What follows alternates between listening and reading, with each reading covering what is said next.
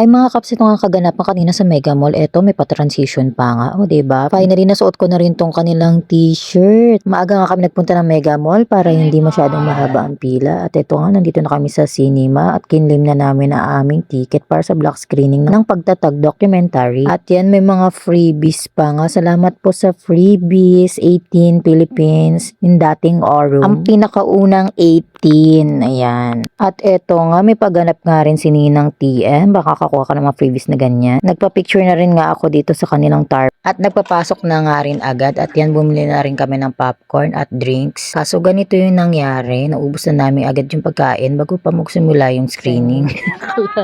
Ay, ubos na yan ah. Hindi pa nag-uumpisa. At bago nga nag-start, nagpakilala muna ang 18 Philippines na dating Aurum. Kung baga sila yung pinakaunang 18.